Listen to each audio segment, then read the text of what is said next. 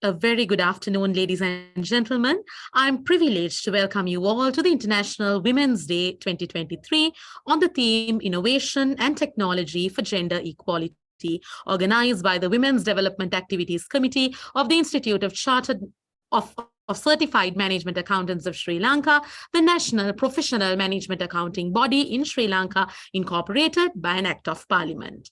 I also warmly welcome Professor Lakshmana Watawala, President, CMA, keynote speaker, Ms. Annie Matthew, panelists, council members, members of CMA, invitees, and all of you ladies and gentlemen. CMA is yet another institute in Sri Lanka, of which the administration mainly is handled by some prominent lady figures. This is how we celebrated the much-awaited Women's Day 2023 at the Institute of Certified Management Accountants of Sri Lanka. Let's enjoy.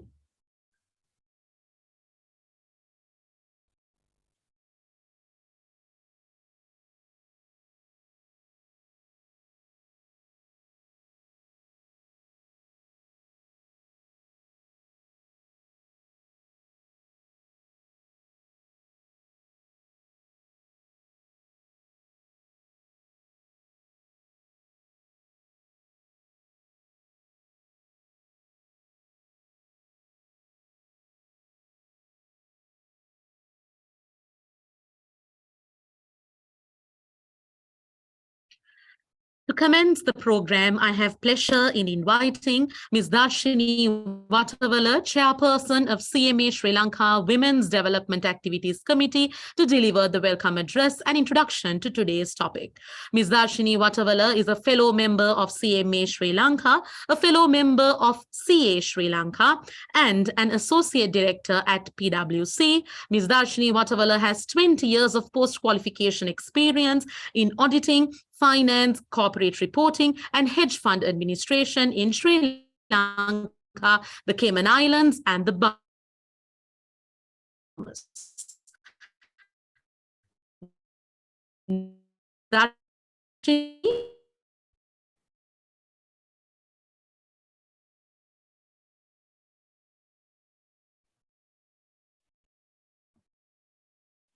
We can't.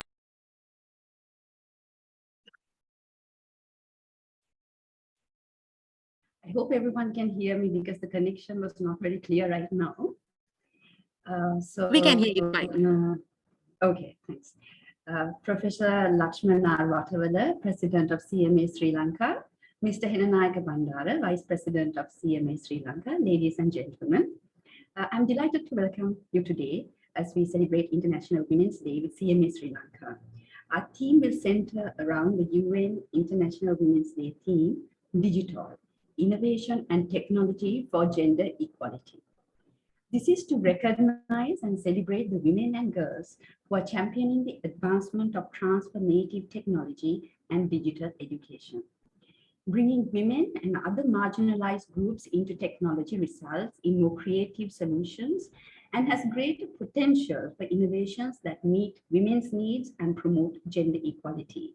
Their lack of inclusion, by contrast, comes with massive costs.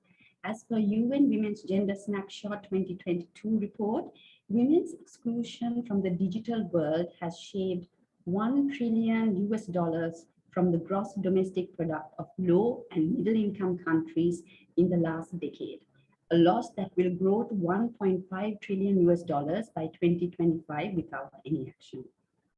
According to the statistics published by the Department of Census and Statistics in Sri Lanka, overall digital literacy in Sri Lanka was at 57.2% in 2021, an improvement from the 50.1% in 2020.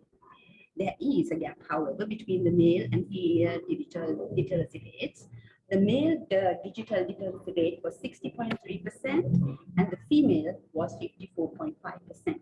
And also, if you look at the urban sector, digital literacy was the highest at 72%. And in the rural and estate sectors, respectively, was 55.2% and 38.2%. Therefore, Sri Lanka too needs to work towards reducing the gap in digital literacy, both among males and females, and bringing in all sectors of society, especially rural and estate, into the digital realm. Bringing these groups into technology will have immense benefits, not only for women and those in the distant areas, but for the country as a whole, as innovation and creativity paves the way for increased GDP. As the National Professional Management Accountancy Body of Sri Lanka, CMA Sri Lanka is also tasked with ensuring that its programs meet the evolving needs in a rapidly changing world.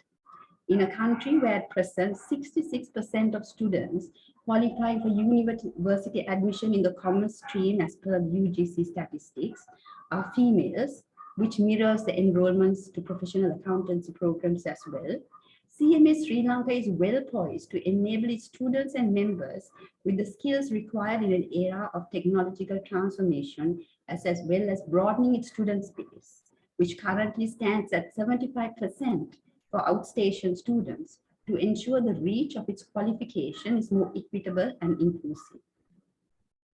So let me now warmly welcome our keynote speaker, Ms. Annie Matthew.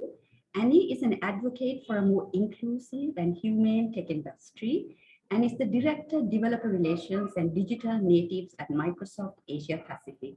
I'm sure she will be able to give us insights on how to make technology more inclusive and reduce the gender gap that we see today when it comes to technology. Chamala Kure will be moderating the panel discussion today. She has been involved in this event with CMA for several years and will undoubtedly once again guide the panel on to a thought-provoking discussion.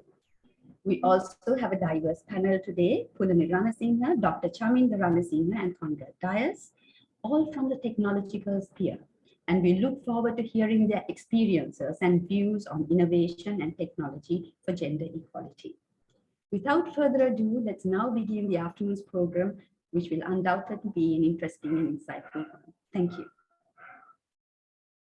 Thank you, Ms. Darshini. I now invite the mastermind behind all endeavors of CMA Sri Lanka, the founder president of CMA Sri Lanka, Professor Lakshman R. Watawala, to address the gathering. Good afternoon to all of you.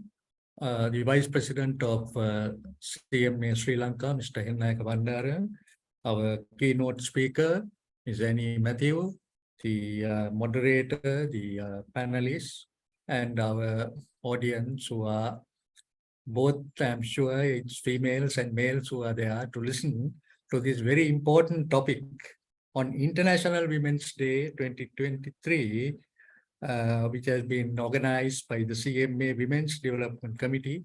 And let me thank the chairperson, Ms. Darshi, for the work, working closely with our secretariat and organizing this event. The topic of innovation and technology for gender equality. This morning we had a small function, and I think you saw some of the photographs, but when I look at it, I found that the females overtook the males. The majority were all females. So I think that might be a good indication for this webinar that we are organizing, that women are playing a major role in the CMA management accounting profession. But if you look at the students, there are 51% who are females and 49% males. So there again, they are vote taken. But when you look at the membership, it still needs time to catch up. And when we have 24% of the females, the balance are males. So males are leading in that. But I'm very happy that today this important topic on innovation and technology, because we have an ideal keynote speaker. Because when I saw the CV and the recommendations we got from your local colleague, Ms. Tilanka, we were very happy because you are going to speak not only on inclusiveness, but also on the science and technology. That's one of the key areas for Sri Lanka. How we can take science and technology to the rural areas. Now, we already have this question because digitalization will definitely fill the gap that we had all this time. The stock excuse is we have no teachers, but if you have the digitalization and also the digital connection, I think a lot of these things can be overcome. But as you know, that there is a very big difference between the public sector and the private sector. And I was looking as to why there is such a big difference. I don't know whether you all know that in the public sector, because there were, in fact, yesterday I was reading one of the newspapers where a lot of women had given their views. But I thought there is one word, that is bureaucracy. You see, government cannot take things forward because of bureaucracy. So I think the private sector is happy, and also I think they are blessed that they do not have this bureaucracy. So I'm sure that today's webinar will enable us to show a new direction, a new way that we can take Sri Lanka forward. As far as CMA Sri Lanka is concerned, we had the COVID-19 pandemic. Everyone was very jittery as to what is going to happen. But we conducted all our activities on digital basis. That is, of course, the innovation and technology that we had. And this enabled us to overcome all the problems and to provide solutions to all our students. So I think that is something that will really be beneficial. And I'm sure that today, the keynote speaker, the moderator, and of course, the key panelists will be able to discuss and tell us how we can make things happen. Today, many of them are talking, they are criticizing, but very few people make things happen. So I know that your keynote speaker is someone who has made things happen. She got the Chief Minister's Award for Women Development. So I'm sure we are on this International Women's Day, we are really in for a store of very good material, very good lessons, which we should take forward to develop our women, international women and local women to go to the forefront. Thank you and all the best. Thank you, Professor Lakshmana Watawala, for your words of inspiration as always.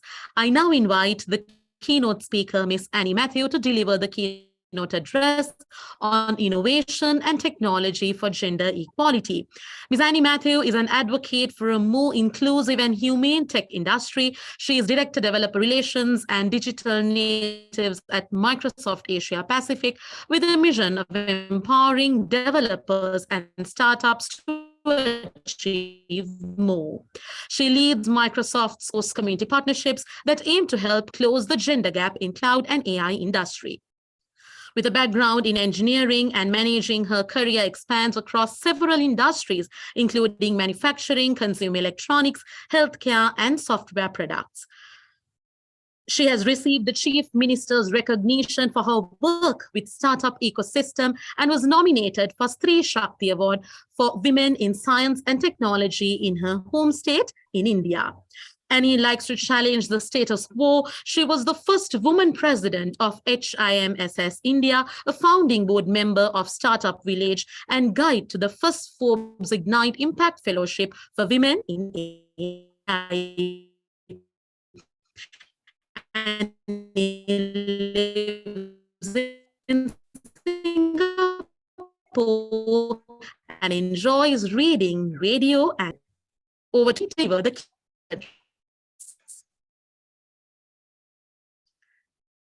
Thank you, Dilani, for the quite long and introduction. I'm humbled. Am I audible? There was some network disconnect earlier. Am I audible now? Yeah, we can hear you. Yeah. Okay, all right. I'm just sharing my audible.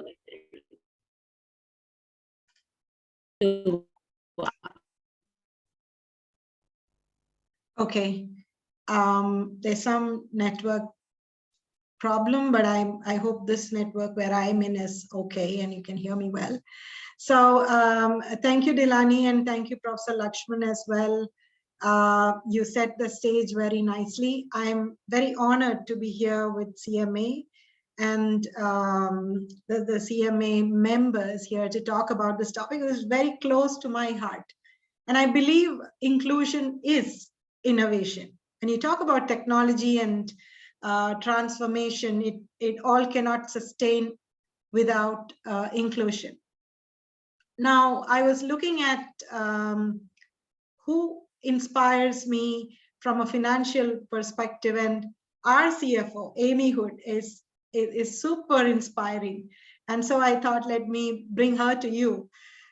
She talks about her quote is quite interesting in the fact that she says, diversity is a fact. We are diverse. There are maybe slightly more women than men in Sri Lanka, but across the world, 50-50, you would say, women and men. But again, within Sri Lanka, also there is diversity, the North, the South, the different ethnicities and things like that. So that is a fact. The choice we have is inclusion. And we all have the power to create that inclusive environment. And that's why we are here today. We've made a lot of progress, yet there's a long way to go as well. And I love the fact that Professor Lakshman spoke about action, and I'll come to that at the end of how you could intentionally take action. First, though, let me touch a little bit upon why inclusion. I won't go into this too much because both Professor Lakshman and Darshini actually spoke about it a little while back. For me, the call to action was during the pandemic.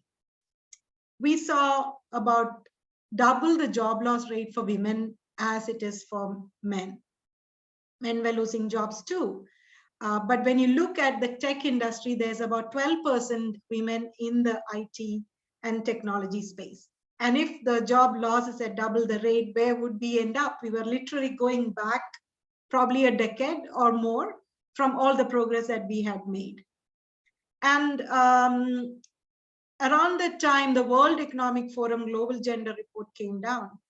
And that was revealing. It was talking about preventing the economic gender gap from closing. And what is that factor? We're doing a lot of stuff, but the economic gender gap is not closing. And that was women's underrepresentation in not just the labor force, but actually underrepresentation in emerging roles in technology, in leadership, and so on. So the call to action was, on one hand, we need to get more women into the workforce, into STEM, into technology, and so on. But on the other hand, we also had to look and take action on how do we progress them. Because we just saw the numbers of students, about 67% in accountancy in Sri Lanka. And when it comes to professional accountancy, there's just 33%. So they're dropping off massively. And why are they dropping off is something we can look at a little down the time, and then we'll talk more in the panel. But that is, again, another call to action. It's not just about getting women or girls to actually study, but also to help them overcome the challenges that they face when it comes to taking that job, sustaining that job through motherhood, and all the other challenges that raising a family has. And then on to leadership roles. You may each be sitting on leadership boards. Just look around you and see how many women you find. When I became the president of HIMSS, traditionally for the past 20 or 30 years, HIMSS chapter in India had been a male-dominated space. And I had a lot of doubt and fear in putting up my hand to become the president. But then I found that once I overcame that, I had so many allies in the boardroom with me, the men around who actually wanted to see more women grow and take on these mantles of leadership. So we cannot do this alone. Women cannot do this alone. Men are certainly half of the story that we are talking about in inclusion. Just a small anecdotal, I think Darshini touched upon it. So if we increase the female labor force participation in 10 years, there's a $5.87 trillion addition to the global stock market. And if we look at Sri Lanka alone, your GDP will grow by about $1 billion and more for every 10% addition of women into the labor force. Massive, massive impact. Why wouldn't we do something about this? It's kind of a no-brainer. So that in the midst of the digital era. So the pandemic actually fast-tracked digital transformation. Nobody had any choice. We just had to do it. So legacy say legacy retail or conglomerates who were running legacy IT solutions very quickly saw that they cannot manage the kind of traffic that was coming through their e-commerce sites. So overnight, they had to pull it down and redo something that is more in tune with the current era. So our own personal lives have changed, right? Everything from going cashless to making purchases to even having the coaching and your training and classes all online and things like that. Everything has changed. So in that aftermath, every company has become a software company. So when you talk about financial services, about accounting, are you a software profession yet? Some of you may be using. We look at what from a Microsoft journey lens. I'll share a little bit about it. But in any case, in the next few years, this is going to fast track, and you will see that you're going to do a lot of things automated through technology and bring human ingenuity on top of the technology. So what's different about this current era of transformation through technology is that just that pace of innovation is so rapid. And that along with two things. One is pace of innovation, and the other one is the proximity to human intelligence.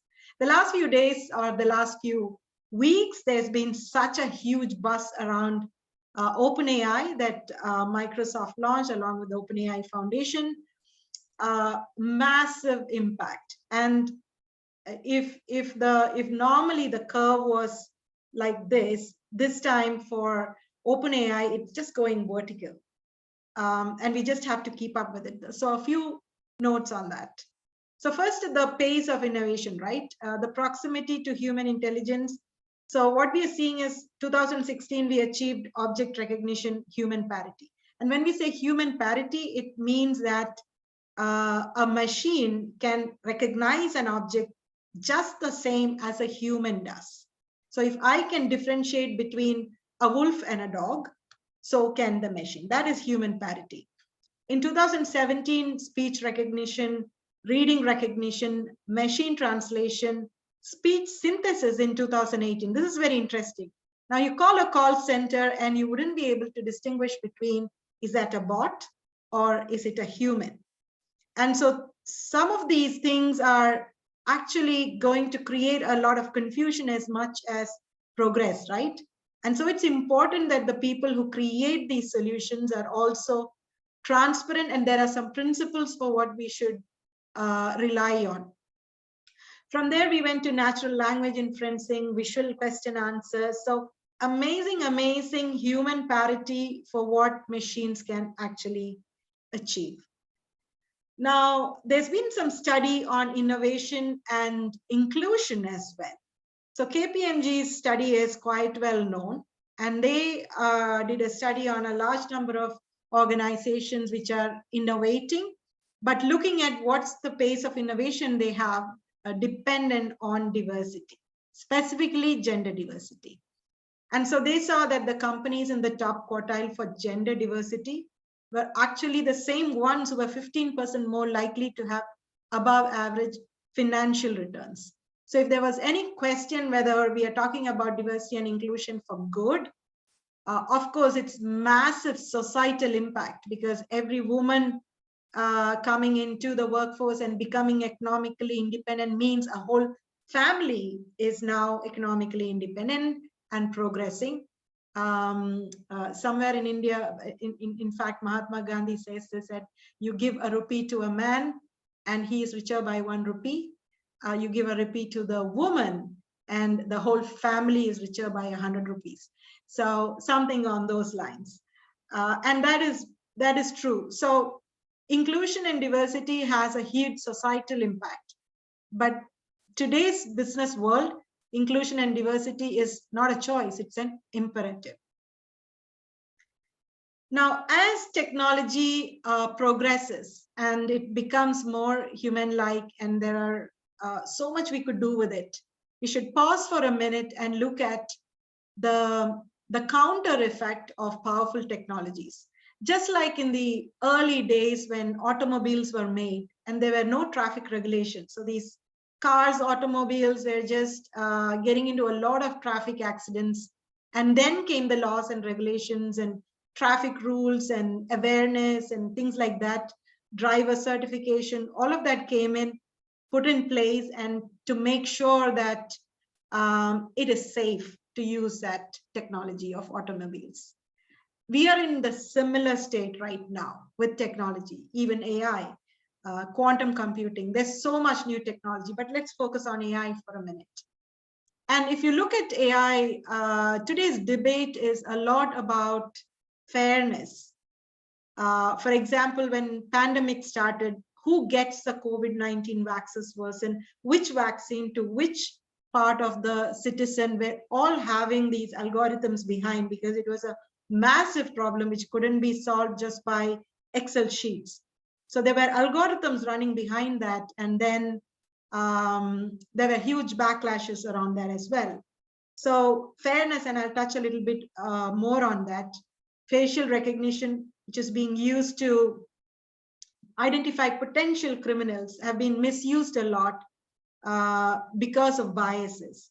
For example, in the US, in New York, actually, there is this surveillance on the street, and they pull aside people who they think are potential criminals.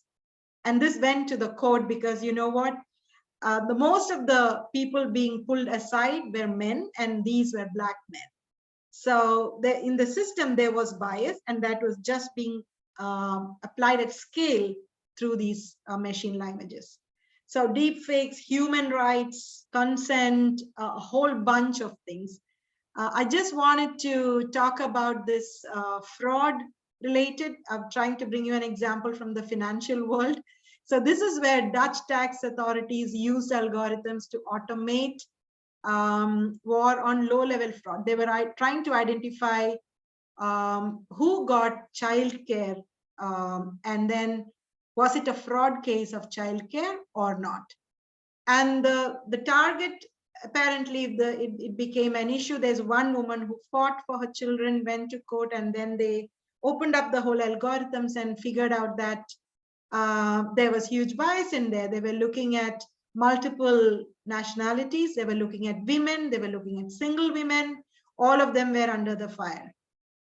So this is, again, a reason why we need to be very, very, very careful about technology. And it's not doomsday.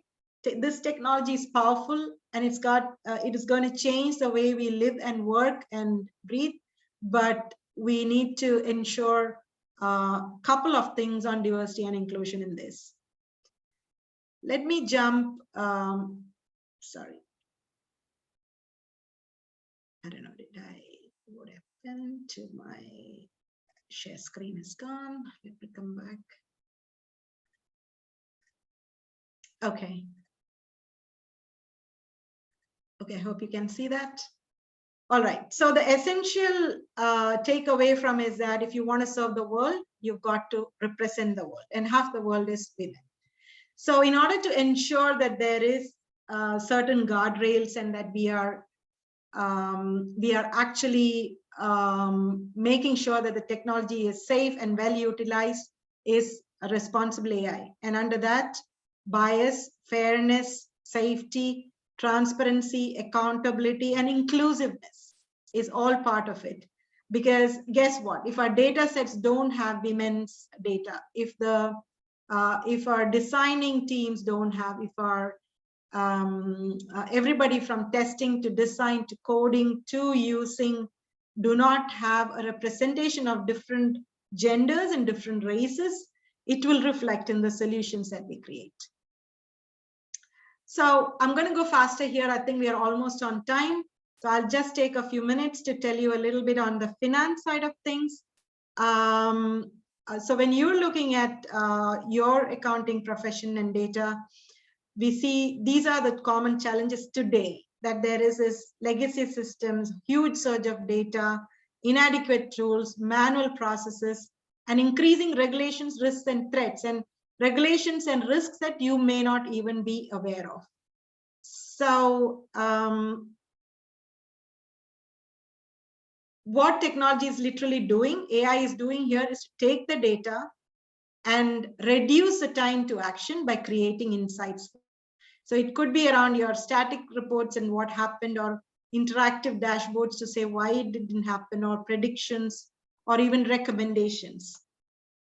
So underneath the processes that you follow are these technologies. It could be chatbots, machine learning, predicting, forecasting, but regardless, there's a whole bunch of machine learning, AI and algorithms that are sitting behind that.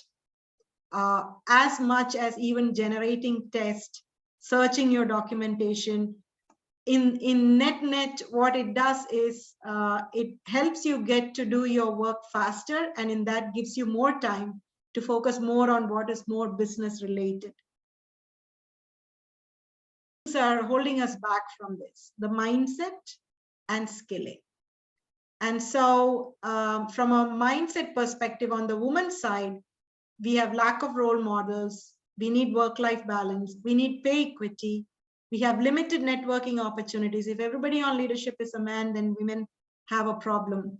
And similarly, on same thing on the men's side is about thinking about how do you make it more inclusive.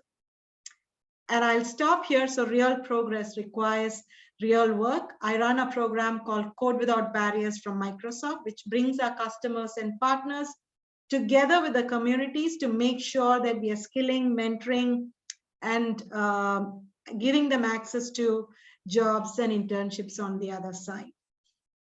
That's for another day. I will stop here and hope we have an exciting conversation around the opportunities we have here in Sri Lanka. Thank you.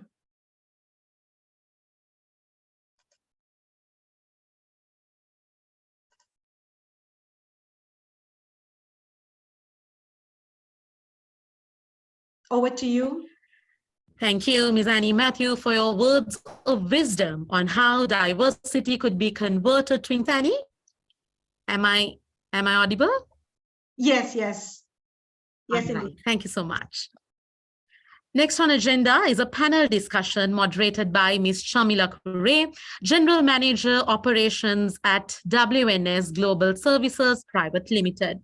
She counts 22 plus years in the entire spectrum of F&E in diverse industries, holding senior positions, and also she is a fellow member of Chartered Accountants of Sri Lanka, a fellow member of Certified Management Accountants of Sri Lanka, a fellow member of CA. Ms. Shamila Kure is the Vice Chair of the CA Women Empowerment and Leadership Development Committees.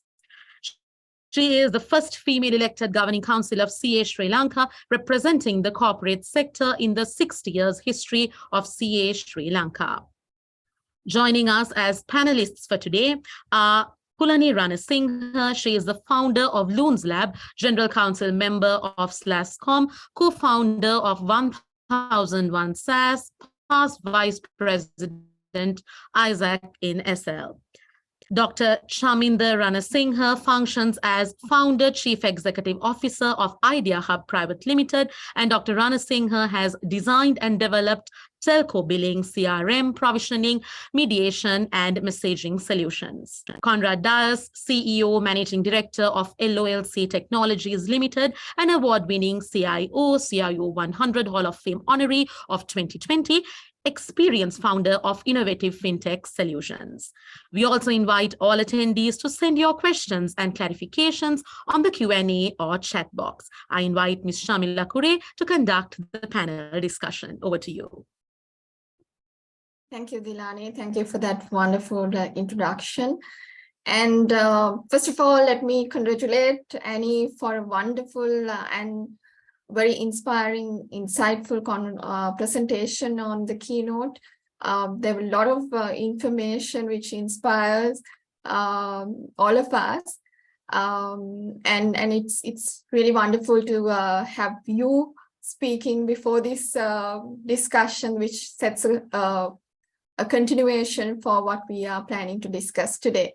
So coming back to the responsibility that has been laid on me on the panel discussions, I think we all have seen and experienced that the technology revolution in the 20th and 21st century has minimized the political, social, economical, maybe geographical barriers that we as human beings had, and it has provided us a lot of empowerment and opportunities as human beings.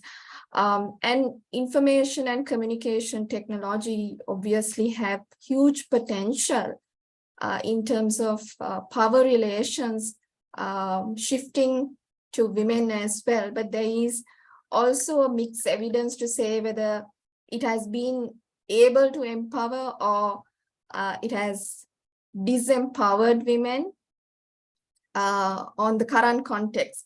So today's discussion is all about we understanding and finding some solution in even a smaller way to see how we could bring women into power using ICT education, accessibility and usage in their day-to-day life and in their careers. So to commence the panel discussion, may I first request our panel members to share their views on the topic that we have chosen for today. So if I may request Dr. Chaminder to start with. Thanks, Chamila. Wish everybody a happy International Women's Day. Then I think when we start, first I think we use this word equality because we use that word equality because there has been inequality. So if you look at the history, the domination and in terms of the gender domination has been unequal. And I think the best example and one of my personal heroes in science, in women, is actually links to this story. So if you go back into 1927, there's this Solvay conference, and there's a picture taken. If you Google for it, you'll see that picture. It's called the most intelligent picture taken ever in the human history, or it's called the genius picture. If you look at it, it's all the textbook names. There's 29 people in that, 17 of them are Nobel laureates. And you get the names of Einstein, Niels Bohr, Heisenberg, Max Planck. These are textbook names that we hear, right? And in that whole picture, there's only one woman.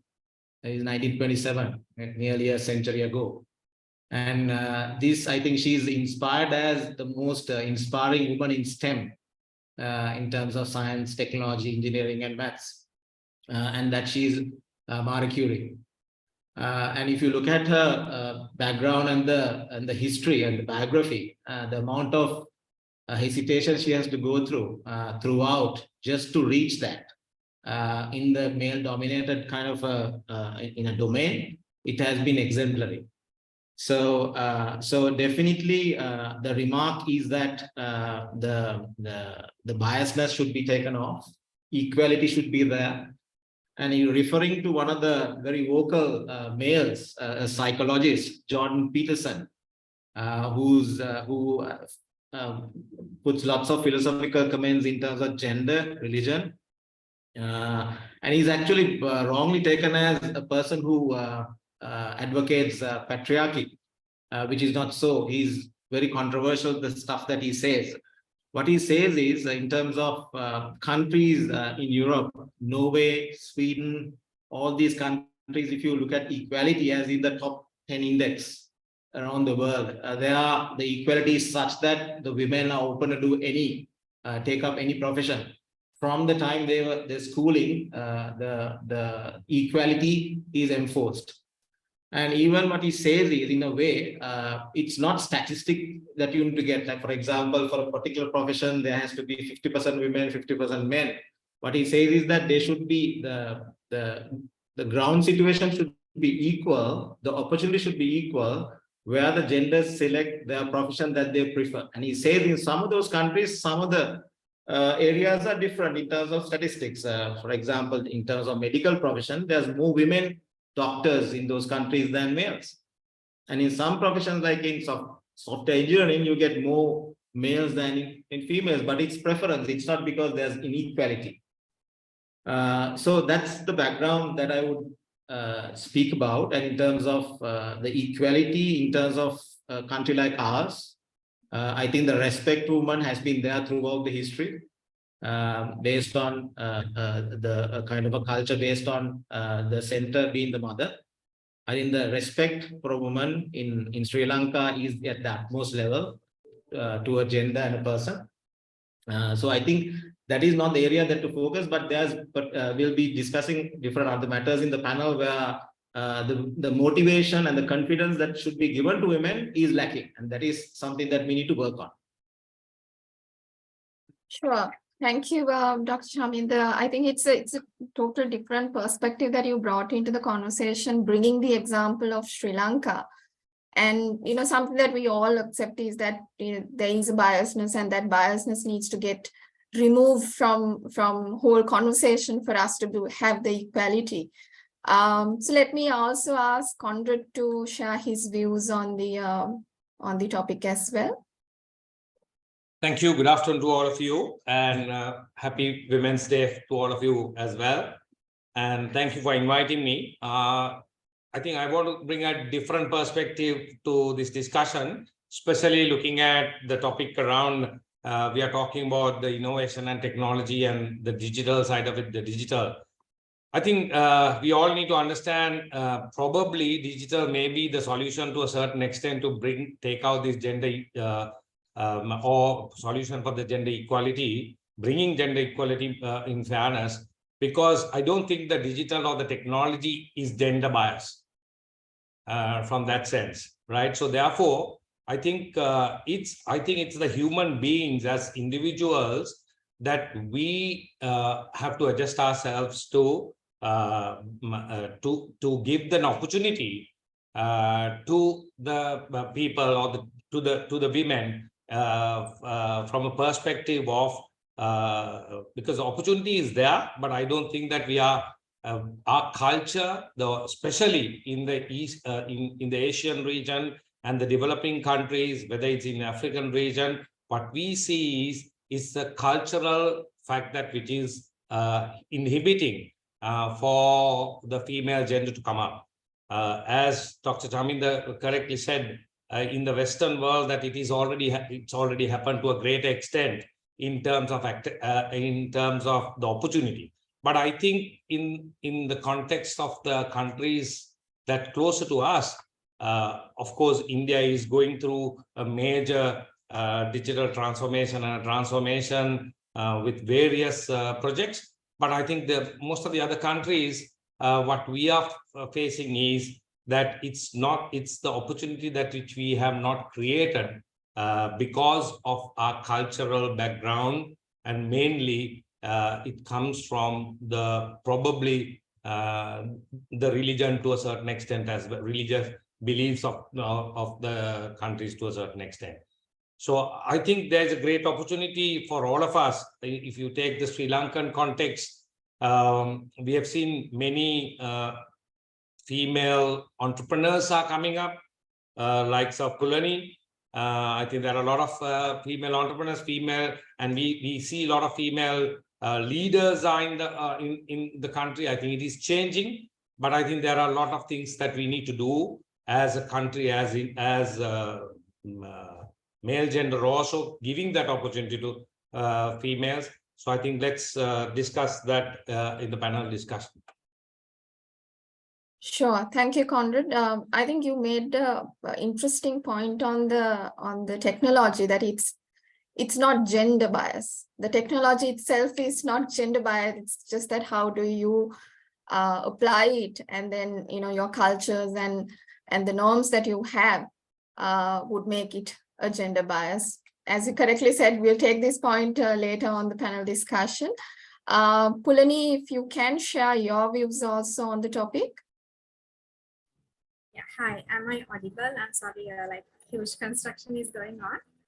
You are, Pulani, yes. Sorry if you hear noise at all.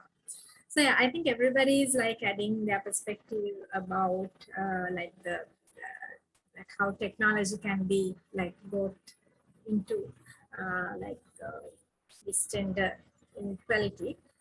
So I think everyone spoke about the statistics and I think different philosophical areas and so many areas. So I was thinking like probably I should have like add my thoughts on more from a perspective of a female as a female entrepreneur. So basically, like mentioned, I think it is technology is the glue that builds things together. Actually make our lives easier than ever because like through technology because now we have a voice to write and do things. So because of that, people usually can make the best use of technology and sort of mitigate the barriers that they had before. So that is one perspective to look into it. And also I think like thinking about the ratio, so like the access to this digital system, so like access to this digital education and everything. So I think talking about that, basically talking about the rates, I think it's almost similar, like even less than 10% gap between males and females. But I think the problem is actually with their mindset. It's not about the technology or the knowledge or the gap that is built inside women, but one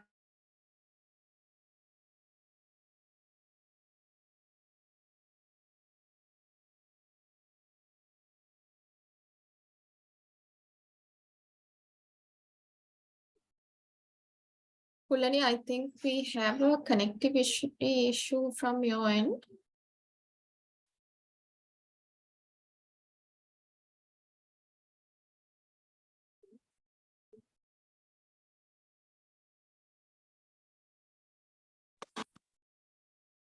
yeah, sorry about like I had to No worries, no worries. now. The tech access has been like easier than ever before, but I think it's about the mindset of the women or mindset of the families that raises women. You know, like because if you take the technology might treat equal to all men and women, but when it comes to like accessing something, like even the education. So families, there's a like tendency that to give priority to a male student because like I'm not talking about the very urban like families, but I'm talking about the very rural families, how their mindset is developed. So they might be giving priority to males other than females, even for an online education or even for when they have a single device to use across the home. So in instances like that, I really believe like it's a mindset that needs to change. It's a technology that brings things together. So like mentioned, like it brings inclusiveness, it treats equal to all. And if we take even the education side, even the university and each and everywhere, I think the women are outperforming men. So if you take, I'm sure even the CMA grades, I'm sure like there might be many women like topping up the grades and everything. But still, when it comes to industry, when it comes to choosing their careers, females like tend to lag behind. Even coming like taking examples from my own career, which I'm a technical entrepreneur, I would say there is like less than 10% in the ecosystem. So I think that is something to do with the mindset and how women are raised and brought up. It's the attitude that is put towards them.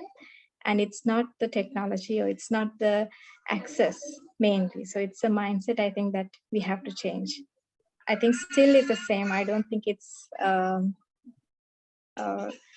I don't think it's like it can be done in like several things, but I think initiatives like this, even the initiatives that we do towards women in like building up women and building up their attitude, leadership, I think that would greatly benefit in changing that ecosystem.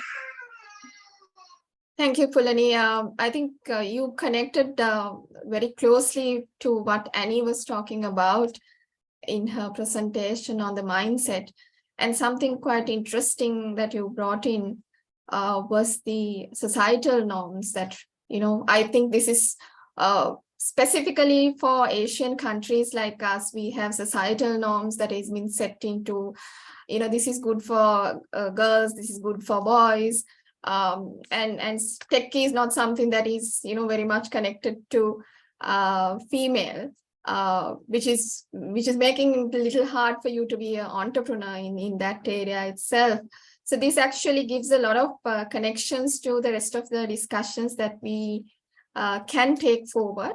So Annie, if I move on to you with my first question, what we have seen, in the last couple of years is that there is vast majority of girls actually do really well in their higher education. They really fast tracked in their careers also. But unfortunately, there is very few, getting to STEM subjects, and hardly people choose IT as a career. So what makes these women to hold a tech phobia? And in your personal life, you been in the tech for quite a long time. What is the difference that you saw in there, and what makes you to be in a tech career? Yeah, it's a foundational question, if you will. And we've been, I've been experimenting and learning a lot about this as well. It's interesting. I was sitting on a panel, I think about 3 years back, just before the pandemic, and there was this woman leader, European woman leader on the panel. And she was saying that she asked her 7-year-old girl to, try and do something in tech. Why don't you try coding? And this little girl came back after a week and said, why would I do coding? It's a boy's job, or it's a boy's game. That's how she put it. And the reason was they're going and searching on the internet as, okay, coding and what it is and things like that. And all they see is pictures of boys doing stuff and things like that. So role models, right? And interestingly, not just in tech, but just try searching CEO on Google now. And you will see just a lot of white Caucasian males, not even Asian males in that. So what does it tell us? I mean, our younger generation who's looking at this to get inspiration, it tells them is that, oh, there's no one like you doing tech, no one like you being a CEO. You better go and if you are a founder, and I'm sure Pulani must have come across this, you would come across VCs who look at tech founders, potential tech founders, and say, are you sure you don't have a male co-founder? Or and I've heard this from someone who personally experienced it, why don't you try something in the food business? Things like that. So, and at Microsoft, we say technology transformation is not about technology. It's a cultural transformation, whether it's inside the organization or in the society. So I think how to address this, one is massively spike the number of role models. I mean, Pulani here, where's the story? Are people hearing about it? Chamila, yourself, and there are so many women we know, but who's telling this story so that the younger ones can see and grow? So that is one, role models. And the other one is infrastructure. So men stay late and do stuff, boys can do it, but women need to get home before it's dark. If you want to do something, your parents may say, okay, you marry first and then go do your startup, or marry first and go do your graduation. And then it's the husband who decides whether you can graduate, not graduate. So infrastructure, society, and role models, I think, key things that come to mind. Great response. And it's very much correlated to what we are, going through. And I do really agree with you on the point on the role models, because even if you leave aside the technology, if you take women leadership itself, there is hardly a massive number that we can see as role models. It's not that there is no female leaders, but we are very much weak, I would say, in branding ourselves and telling our stories of success, so that somebody else get inspired. So that brought me to my second question to Dr. Chaminda. In most instances, what we have seen is women wait till every aspects of the positions get tick their boxes, and some third party to validate you're ready, you can go and do this now. And sometimes you get a nudge from somebody to say you can do it, why don't you apply, this is your role, this is what you can do.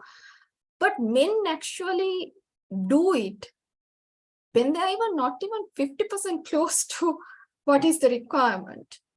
So do you believe that there is actually a confidence gap in men and in women in accessing, using, accepting a career in IT, and how you as men would support women to come out of this perception?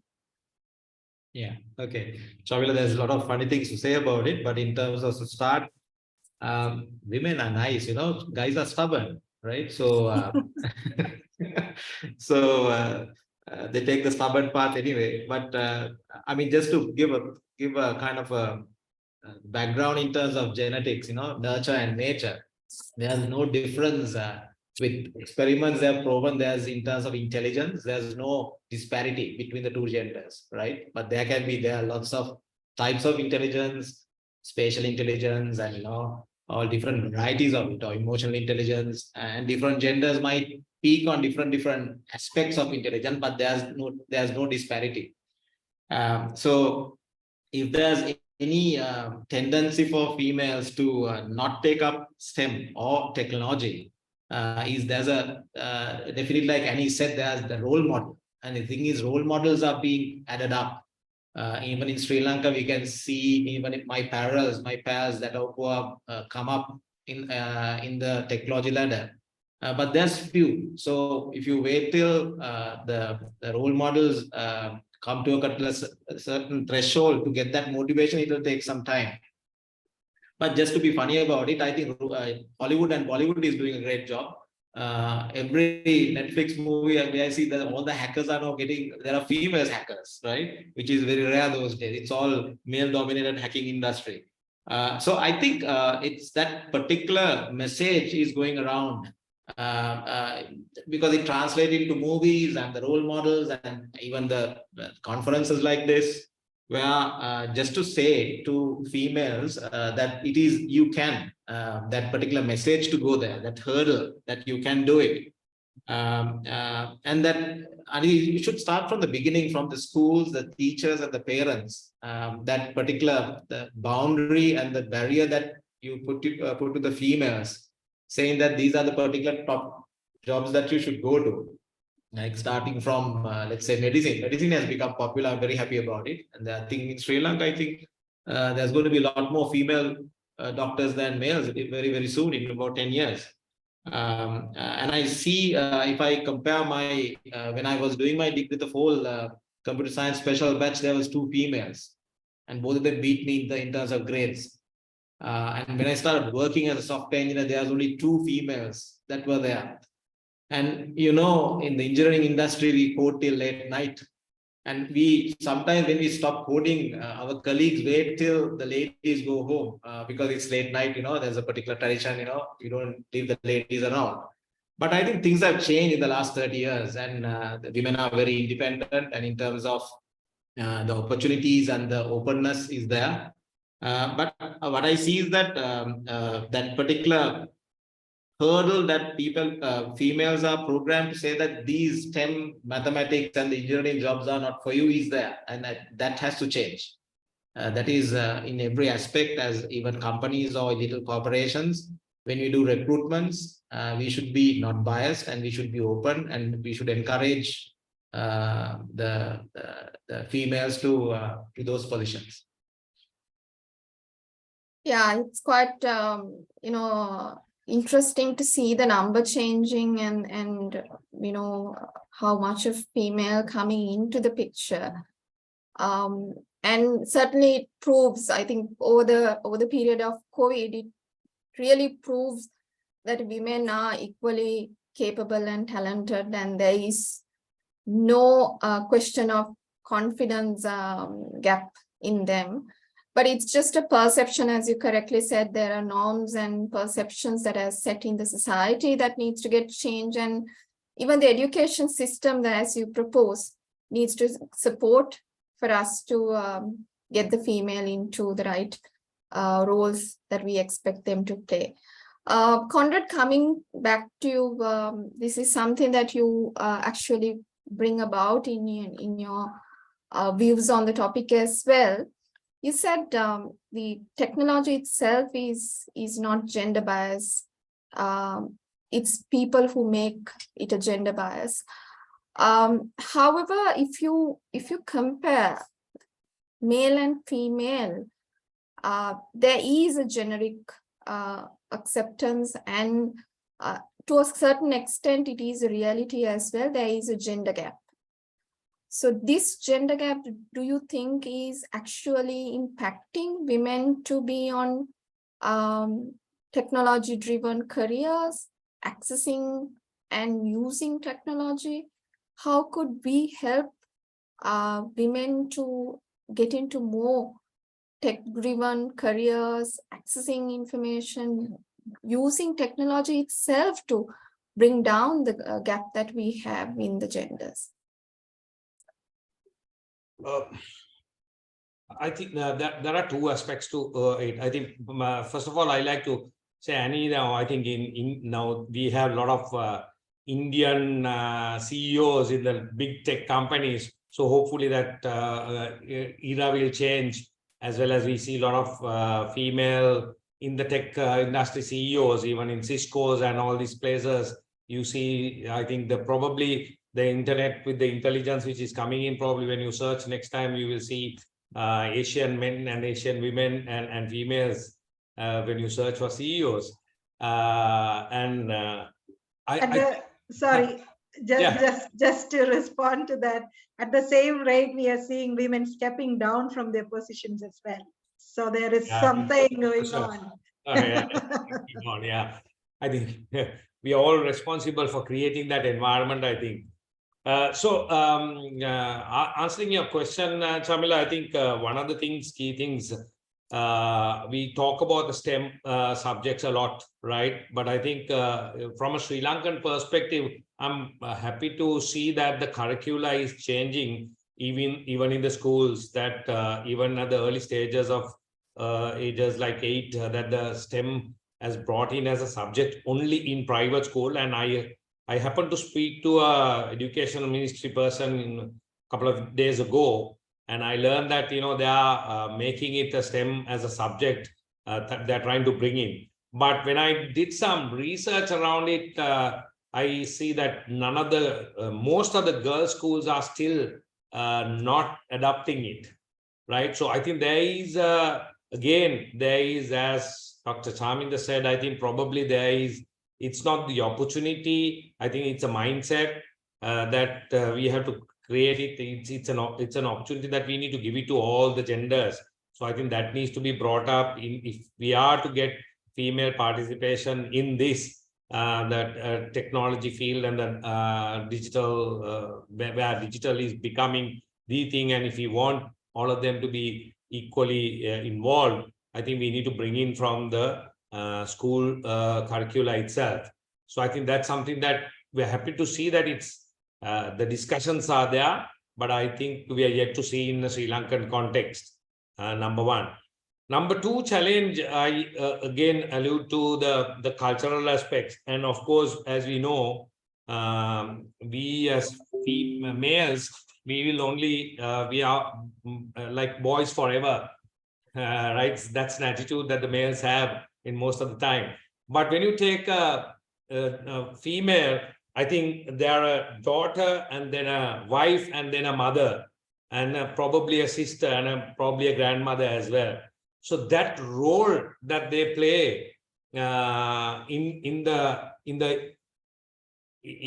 culture, in the families, I think makes them very difficult to be in the jobs that which we see, like the jobs that which demands a greater depth of time commitments and greater commitments from themselves. At the same time, I think the COVID brought us a very good opportunity. As you see that we are talking about 4-day weeks and we are talking about working from home forever.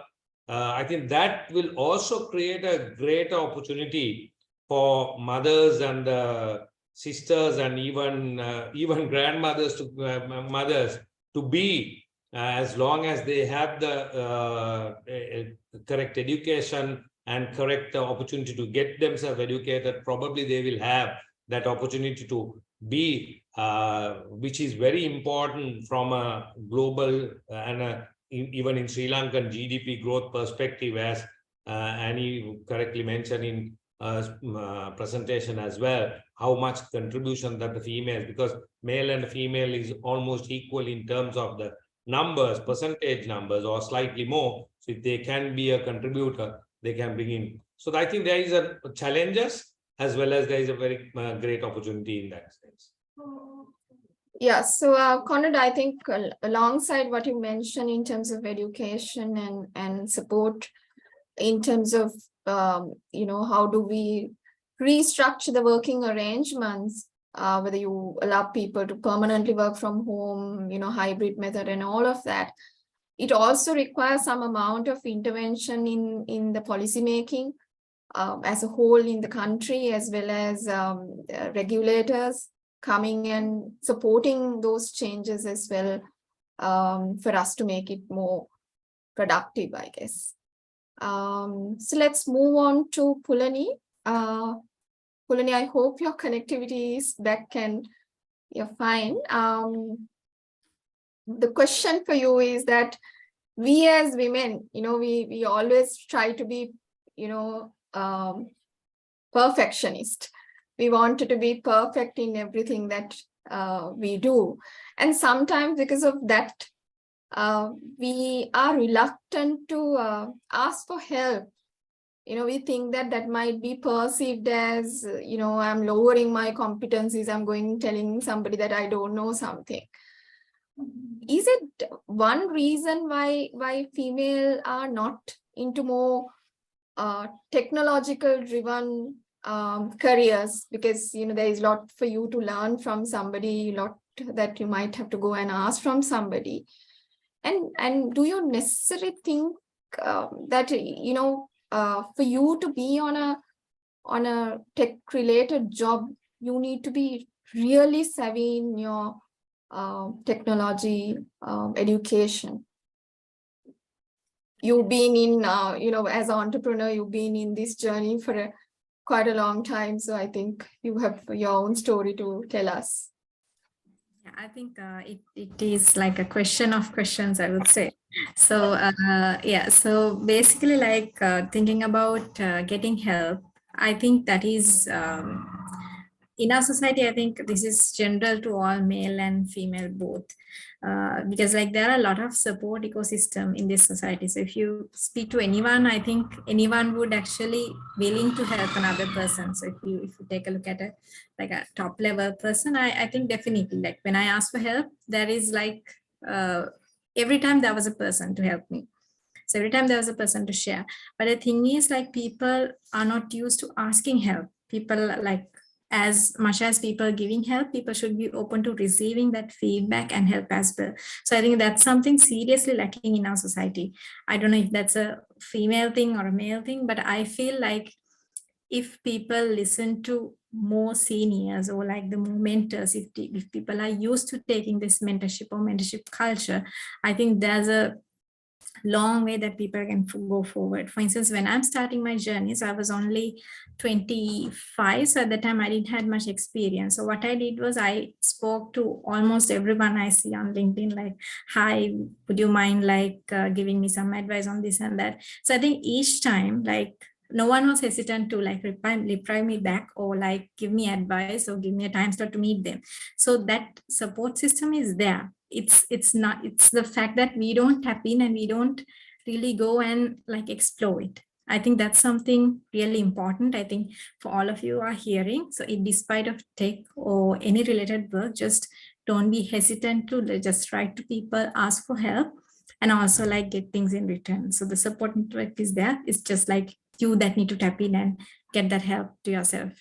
And the other thing I would say, like when it comes to women, something I feel, I don't know if this is correct, but we women like mention like always we are in a culture that we need to take permission to do something, right? You know, like we need permission to go on a trip, we need permission to like become a little late. So those things are like there within our culture. So maybe because of that, females are a little reluctant to ask because they are used to like saying no each time, or like each time you need to go with a lot of points to get your, you know, the request validated. So you need to gather a lot of points and go. So maybe because of that, maybe we are feeling that females are a little reluctant to go on to somewhere and speak to. So that again boils down to the attitude they have and the environment they grew up. So basically, I would say, I think it's the getting help and like opening it up. I think that is generally like that's a practice that should be developed by anyone, despite of male or female. And definitely coming onto IT side, I would say like in IT there are like a lot of support material out there. Like you don't need to actually like, even, you know, like if you just search Google, even now you can even chat on like type on Chat GPT and get all the answers, like the basic answers correct. So I think in IT space, I think it's through the education and empowering that we need to take it to all male and female crowd. So if we are given the equal opportunity, if they are given the equal chances, I'm sure like equality will be like built in an organic way without like even we having to pushing it so much. So what your view is that there is always help around you. It's just that you need to find the right way to ask it and right time to ask it. And again, linking back to what you said earlier, it's all about, you know, how well, you know, you're ready, your mindset is ready for that questions of for that help. Yeah, exactly. Just a little bit onto it, like you don't have to wait till the right moment to ask it. Whenever you feel it, just try to ask it. Like whenever you have a question, just, it doesn't need to be a perfect one, it doesn't need to be backed by a lot of information. Just try to speak to as much as people and get things clarified and ironed out. Right. So let me move on to Annie again. Annie, you know, we spoke about this very briefly earlier, but there is a lot of unconscious biasness on all of us at times, that certain roles, certain jobs are jobs that needs to be done by men.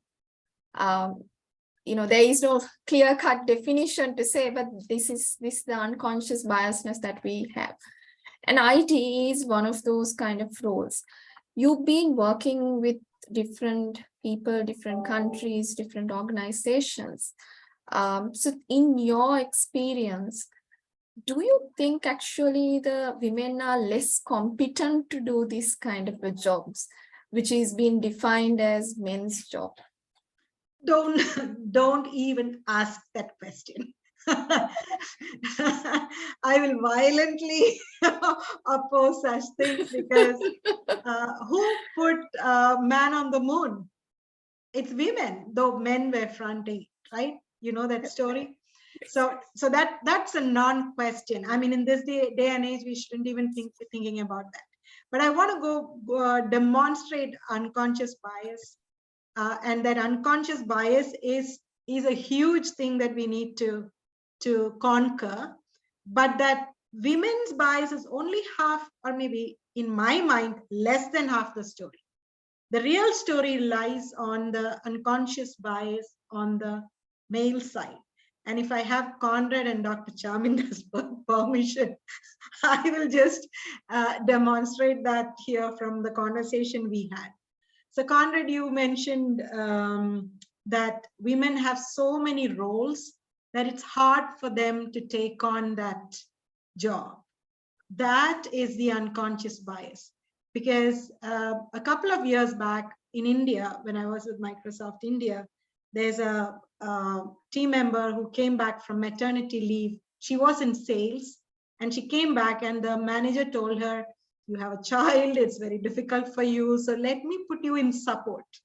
She was boiling with fury. She couldn't tell that to the manager, but she came and told me that, what makes him think that I cannot manage? I have childcare, I have parents at home.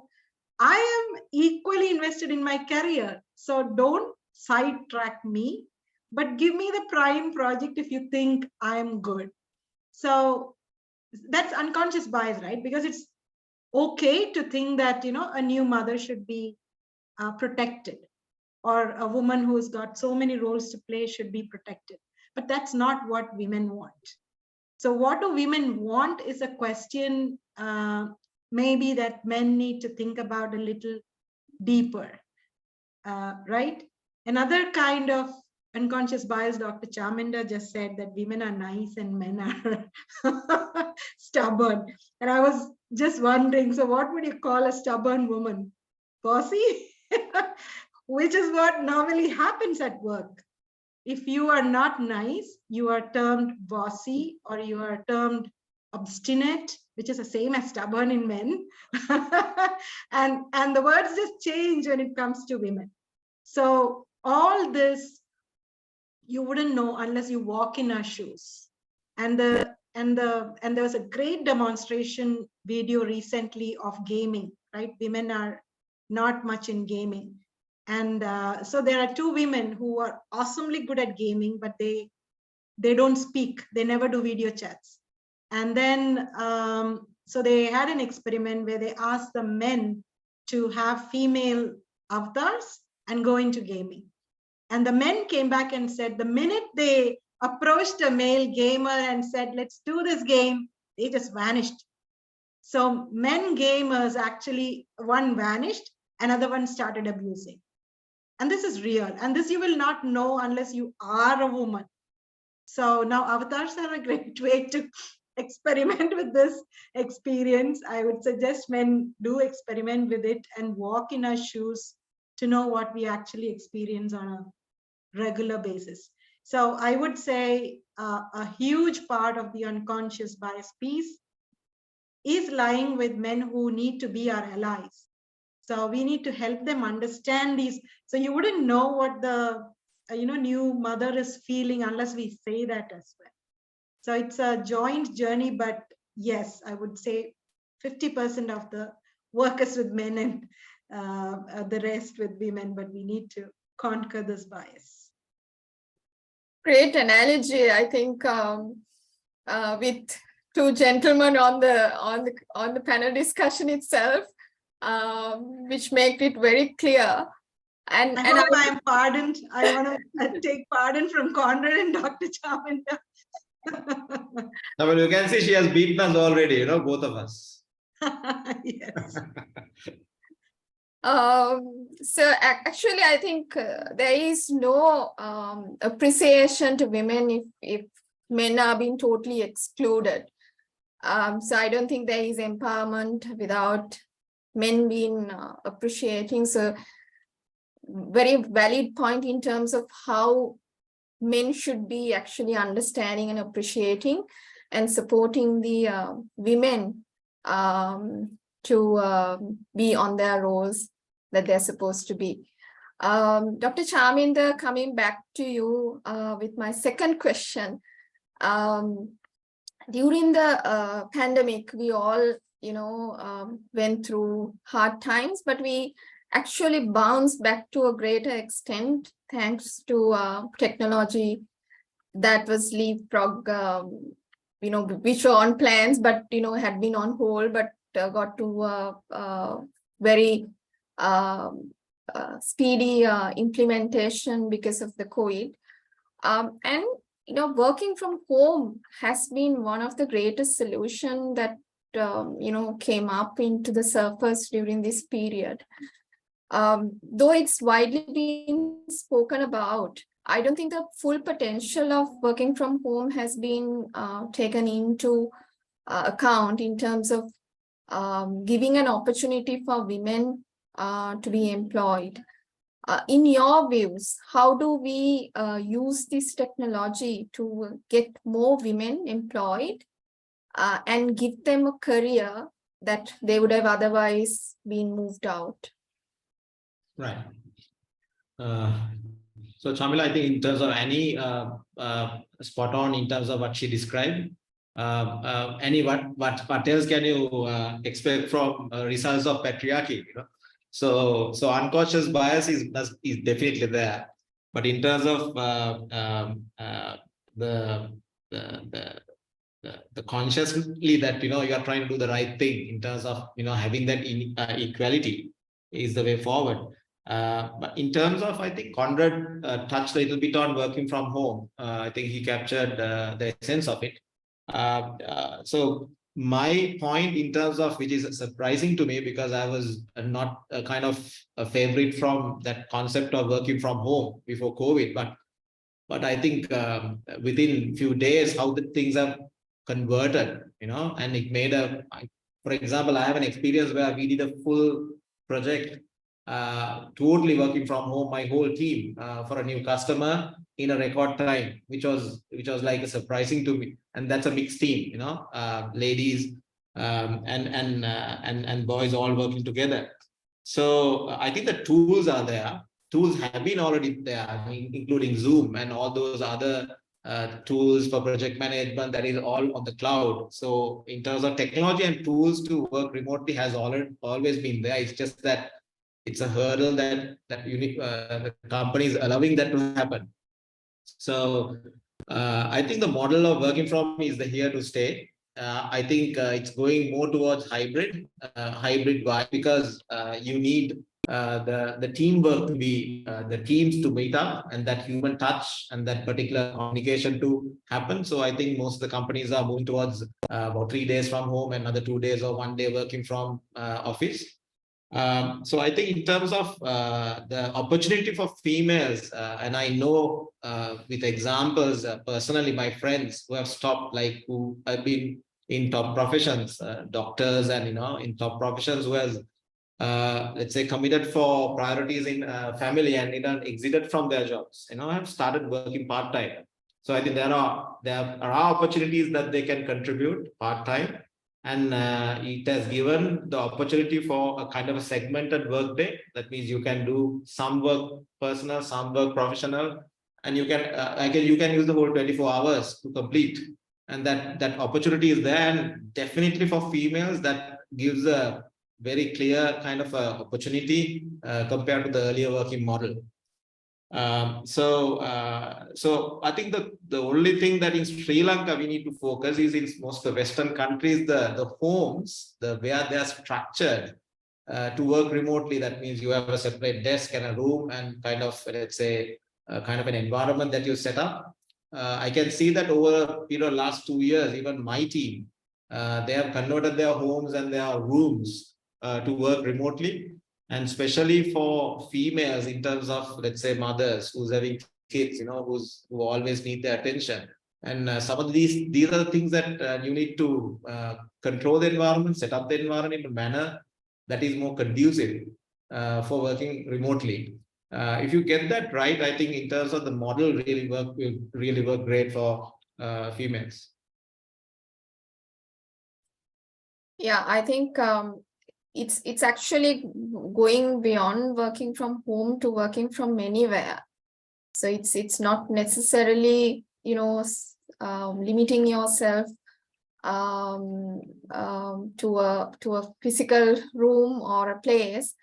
It's more or less anywhere that gives you the opportunity, which I do believe is is wonderful opportunity, as you correctly said, when there is attention required for the children, you know, when they were taken for classes, when they picked from school, you still can be on a call, and you know, you can And pass Shamila, on we the had line. few months back we had working from petrol queue. Exactly. And we have a female colleague who basically put the laptop on the boot of the car and she was working in the queue. Same experience here from my side. So I can relate it very nicely. Yeah, so it is actually giving a lot of opportunity, not necessarily for female. I think it's giving opportunity for men as well, which needs to be, you know, rightly utilized, given that there is no control over how do you manage individuals' behaviors. But I think it has given all of us a good opportunity to enhance our working space. So Conrad, if I come back to you next, and he also touched this point in her presentation briefly, where she spoke about the technology in terms of its design, its development, and its production, how do you market it, and all of that is actually being done by men. There is very much less representation of women in that whole process. There is no ideas being considered, or there is less opportunity for women's contribution in this whole process. Do you think that this also is a concern, or a gap that is getting created, where female is getting little distance from the IT related matters, and not getting so much of an opportunity to be part of it?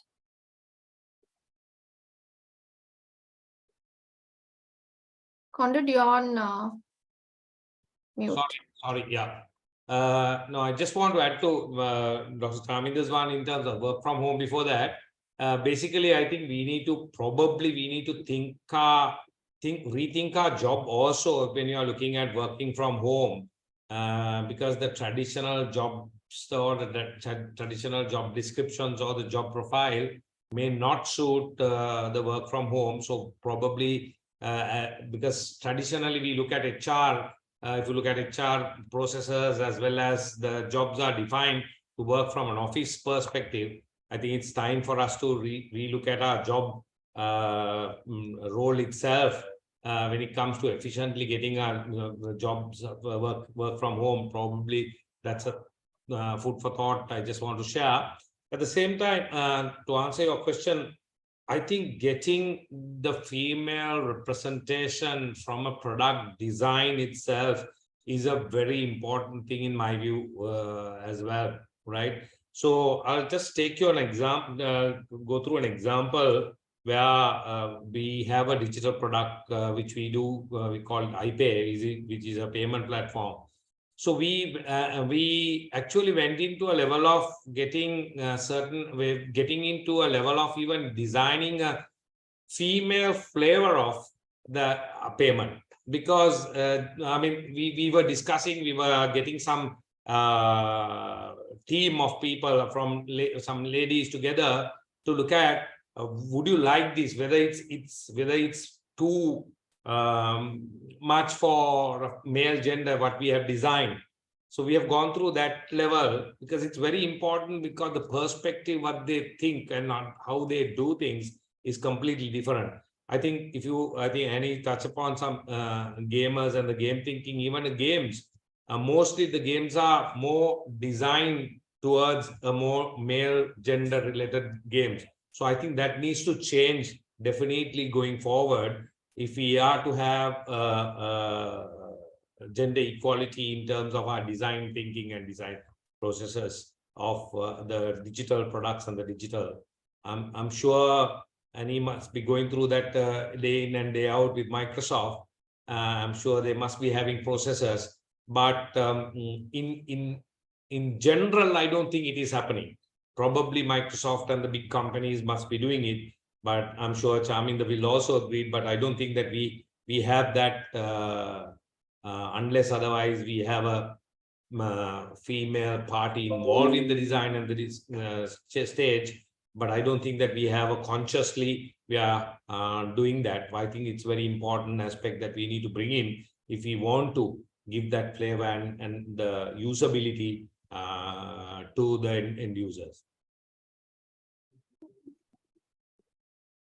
Yeah, thanks, Conrad. I think, the fact that we identify that there is a gap, there is a requirement of women's participation requires in the whole process is a big win. And I think at least it will start from the giants like Microsoft, and getting cascaded to small players would be something that we would be expecting in the time to come. And we should be actually encouraging that. Annie, is there anything that Microsoft is doing to popularize this? Yeah, yes, there is. So there's a whole accessibility design stream that is there. So for Microsoft, every product and even every documentation we bring out, and it's not just gender diversity, right? Accessibility, the physical disability, people with physical disability as well. So designing, testing, and we have like special recruitment methods and teams for autism spectrum candidates. So one of the big learnings that we have is that when you say recruit women, if you put the same job description that you have for men, you will find less women applying to it because of the words that put them off. Similarly, autism spectrum candidates, they cannot go through the regular interview process. So that's another area of evolution, I think, when our HR and recruitment teams actually are intentional about recruiting women, recruiting people with disability, and all of that. So yeah, Microsoft is very big on that, and we have a whole responsible AI practice, which is ensuring that every engineer and every team in Microsoft is actually adhering to these principles. Because in AI, if you don't do that, we are going to really get it big time. And anyway, as a sustainable industry, if AI has to sustain, it needs to be inclusive. Any small question from me? Will the AI be gender biased? Absolutely. If we do not, exactly the point, the AI will be and is gender biased to a large extent, where this is not very carefully seen. So the example about the Dutch thing was actually gender bias baked in, and there are numerous examples. So it's a huge issue and a problem. And so these days, when we talk AI to anyone, we talk responsible AI first. Understand responsible AI and then use AI. Yeah, and Conrad and Annie, definitely it has become gender biased towards females technology, because all the voice prompts that I get from Siri and my car and everywhere, it's all female. And I like to keep it like that. Making your day beautiful, Charminda. And I like you have an option. Like Actually, Dr. Charminda, you have an option. You can go and ask for a different voice, by the way. I don't want to do that. I like female voice. I want to keep it. So that's your choice. Thank you, Dr. Annie. I think the future seems to be promising, and there's a lot of hope that this will bring us a lot of characteristics that could make it more inclusive in the future. So let me go into Pulani. Pulani, we've spoken a lot about norms and unconscious biasness and all of these throughout our conversation so far. So these norms and unconscious biasness, all of it comes to children from their childhood. So how do you think, as a female specifically, how do we change this perception from the childhood itself, and encouraging female to be on careers in more technology related areas in the future? Yeah, I think that's a very hard question, because although it like sounded simple, like it's a very whole lot of transformation need to take place. I think especially if you want to take children to more like a more open thinking or more sort of like gender inclusive world. So I think the main thing is advocating the parents, as in, because the basic seed that the children are got from the parents. So like I have a little boy, and there are many, like I hear like all over my house, even like people are saying, as a boy you shouldn't be scared of this. So like likewise, I think there are like people are used to saying that, although like when I say like it's not the case, like they try to like bug me, saying like, you are the like the power woman and things like that. So but anyhow, I think it's the like the society, or the like this the whole mentality of people need to be changed. So I think it's a very sort of obvious question. I think like the Annie and Dr. Charming, then Farad, all were talking about how these can be used, how the applications can be customized more, like adding more female flavor and adding more like inclusiveness into it. Even I think change, like even training an AI. So I think all these things matters when it comes to like getting into more inclusive world. So I think with the current society, I feel like now people are sort of like having like, through having different rules, like maybe this much of percentage female, this much of percentage of females for the parliament. So likewise, I think people are encouraging women, but I think that should not be the case, which females should be empowered themselves to take part in this game, and they should actually like take more responsibilities. I think this might be a little different thinking, but how actually a female should think is in terms of like how they should move forward is like society, like at present society is actually expecting less from a female than a man. So if you take a like child, like when they grow up, generally like there are a lot of expectations from, like if that's a boy, like he should do a job and he should like bring, you know, like a lot of money, and he should settle, he should make a, so there are a lot of expectations per se. But when it comes to a female, I think people are expecting very less. I think that's the same opportunity which I capitalized on, because when I wanted to start my own business, so so my father was okay to feed me, you know, like he wasn't saying no, you should go for a job. And he was actually like blasted me for like quitting my job and starting my own. But you know, it's not hard as a boy, like you don't have that like huge responsibilities falling on your head. So which we are like talking, it should not be the case. But I think since we are having that chance, I think that should be the opportunity itself the females should capitalize on, because then they have space to do anything they want, you know, like they have space to fail, they have space to like try out new things. And I think that's where the women should be empowered on, like empowered in the sense like that's the opportunity that women should capitalize on.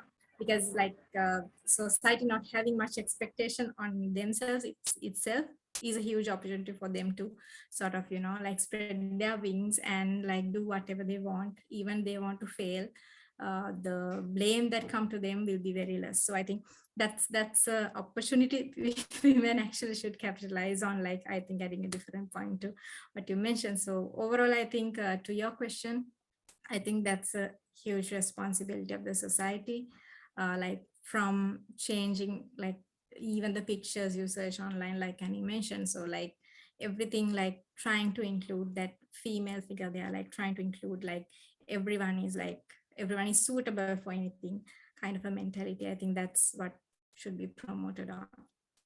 Okay, so what you're suggesting is give the freedom from them to be whom they wanted to from the childhood itself, and capitalize on the opportunity that there is no much of expectation on women. So you can fail, you can pick from where you've fallen. Exactly. But the catch is that they might come back and say, we told you that this is not suitable for you, right? So you need to be ready to get that feedback and be courageous to take it from where you fall as well. Annie, you wanted to add anything? Yeah, in fact, expectations, that is a brilliant point, but I would just flip that. I would say the change we want to see is the mothers and fathers expecting more of their daughters, expecting as much of their daughters as they are of their sons, and so give an equity there. And it brings us back to role models, because now Pulani's friend's mother might look at Pulani and say, oh, she did a startup and she's not doing badly. Okay, so why don't you also go try a startup? This is how mothers will think. They'll be afraid of risk, but if they can see role models who are succeeding doing that, they'll be happy to expect the same of their daughters. So I think that expectation, and it comes back to mothers and fathers, and a lot on mothers. I think mothers hold back their daughters a lot because of fear. And the only other thing mothers need to do is to train sons more like daughters, to be more accepting and gentle and participating equally and do the housework and all of that. So if mothers bring equity to the home, and of course fathers have a huge say as well, it depends on the household, but if parents actually do that, it will create a massive change. Correct. So probably my last round of questions, I'm looking at the time. I think we might run out of time also. So I'll probably get very brief answers for this last round of questions. This is very much close to a subject very much close to my heart, Annie. Technology has been, perceived as one of the biggest challenge for the accounting profession. But, if you really closely analyze the situation, it's one of the biggest drivers and enabler for the profession. So in your view, how would technology is helping the women to be part of this profession? And how would it reshapes their whole career in the future? Yeah, great question. Great last question, actually. Technology is going to revolutionize accounting and finance. That's a given. We've just been through it. So for accounting professionals, your best friend should be the tech guy, the IT guy, or if you are the head of accounting, the CTO or the CIO, because that close partnership is what will allow you to consolidate data, redo the processes, draw the insights, do whatever is needed to actually make your job cheaper, faster, better. For women per se, I would say, just go and learn technology, because that's your leapfrog, that's your head start today. By the time men figure out that they need to learn technology, women accounting professionals, please go join data science courses. There are so many online stuff. Get on top of it, and then go back to your organizations and say, I'll co-lead the technology transformation of your organization. This is a massive opportunity for women. Yeah, no, thank you. I think it's very valid point, because me being in a company which is more or less tech driven, but our core service is finance, I've seen the transformation in technology that has brought in, and if you expertise on that, the opportunities in front of you is enormous. So let me come back to Dr. Charminder. My last question for you for the day. There are many women we've seen like Pulani in the market who are having excellent skills and innovation and imagination. How do you think technology could support them to be excellent entrepreneurs?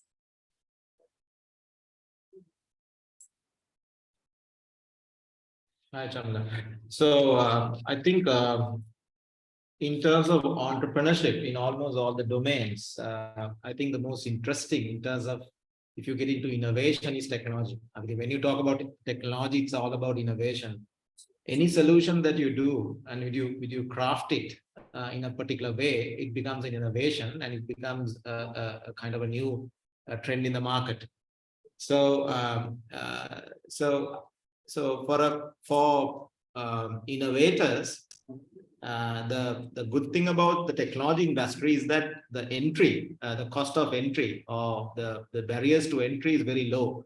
It seems like when you look at it, its technology is going to be very expensive, but it's not so. If you look at some of the trillion-dollar companies out there, the Google and let's say Facebook, the entrepreneurs started using a laptop with internet connection and started those companies. Those are that is a level of entry that you're looking at. So if you look at the tool set, the cost of tools is very low. But in terms of the complication comes is the skills. So if you want to do a comprehensive top range innovation, you need lots of skills. So we are talking about individuals, but it's actually the game is not individuals, it's about the team. So in technology, it's all about the team. You need the UI UX, the business analysts, the consultants, the QAs and the engineers, DevOps, you just keep on naming them. All of them have to blend in. So the hurdle is that in terms of the innovation is very key, but in terms of get to innovation, it's the amalgamation of all these skills that is the challenge. And if you get the right winning team, and that is where you get the right winning innovation, and in terms of the whole solution. I think in terms of not only for women as well as men, the challenge in technology is that particular hurdle of putting that best team together. Individually, you need the blend of all of these skills. And the beauty is that in terms of when you're developing those teams, you can blend in gender. Now, as far as I know, some of the best QA engineers and the business analysts I have worked with are all females, right? And we can see there are lots of software engineers who are men, but that is changing. And you can see even in my own company, there are lots of good software engineers who are females. So you can get this team working together. And regardless of gender, if you get that team working together to get that innovation, and you get the entrepreneur, let it be a female or a male. So the female has the understanding, if they have gone through that mill of training in technology for several few years. I'm sure Pulani has gone through that. She has got her hands dirty over the years, and which any entrepreneur has to do. So you get your hands dirty in any one of those domains, and you get into a particular stage that you are ready to become kind of a manager or entrepreneur, and that is where you go from. So entrepreneurship and in terms of innovation is key, and it is there. But I think what we should emphasize is the teams. So without the team, there's no product, and there's no solution, and there's no innovation.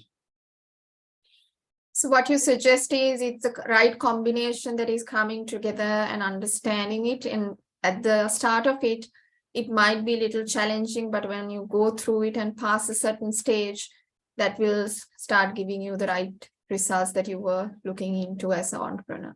Yeah. That's right. That's right. So let's move on to Conrad. Conrad, we've heard there's a lot of unfortunate incident happening in the cyberspace because of illiteracy of some of the basic security requirements that needs to be there in using technology. And, you know, most of the time women get penalized due to this. And I do believe right amount of knowledge as to how you use it securely would definitely help them to protect themselves, as well as most of the times, if they are mothers, their sisters, friends, that would also help to protect the other people as well. So how do you suggest that they could bring this awareness to themselves in avoiding a lot of disruptions that is happening in the cyberspace? Okay. I think the women has a great role to play in my view, especially if you look at from a Sri Lankan culture. I always talk about the culture here because we are used to our culture. We as men also, we go to our mother for an answer most of the time, right? So when we are small or big, it doesn't change. So they knowing, or the females acquiring the cyber knowledge is greatly important in terms of advising not only the female or the girls, but also because the instinct, the motherly instinct that which we have in this country, right? So they listen to the mother to a greater extent than the father, and the family is revolving around the mother in most of the Sri Lankan families. So I think that's very important. There is a very important role that they need to play. So in that, I think how they could acquire the knowledge is, I think there are a lot of